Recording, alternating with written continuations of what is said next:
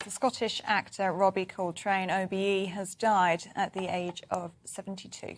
Oh, well, he was known for Cracker, of course. If you're old enough to remember that, back in the 90s, it was a cracker. Really brilliant stuff. He was in GoldenEye and The World Is Not Enough, playing, of course, then, after all of that, Hagrid in Harry Potter. Well, what a man. I mean, really, what a man. What an amazing talent. Yet somehow quite private.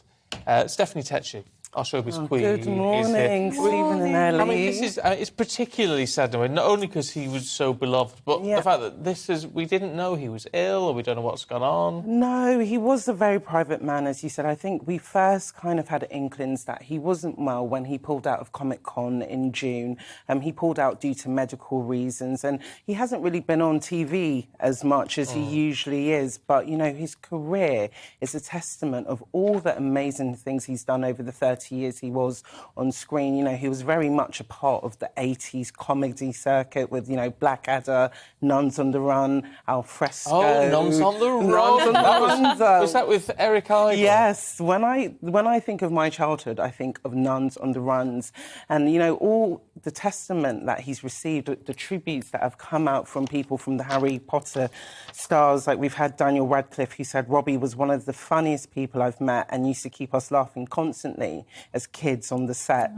Emma Watson says Robbie was like the most fun uncle I've ever had, but most of all, he was deeply caring and compassionate towards me as a child and as an adult.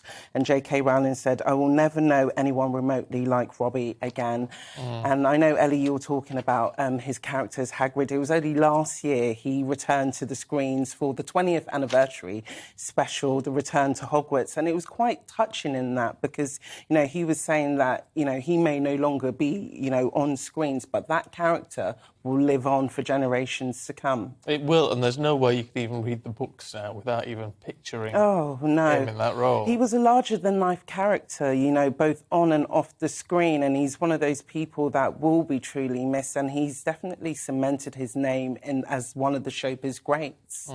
It's amazing, though, just how many millions of children will know him and love him. I mean, it's affected so many people all around the world. His agent said in her statement that he received streams of letters from children all over the world for that character, and, you know, that's how much he was loved, you know. And what is not... I do think it's nice when you can reflect really positively on someone who's died. And the fact that what comes across... I mean, I never had the pleasure of talking to him, but what comes across is someone who was not only talented, but who was warm and kind and generous of spirit.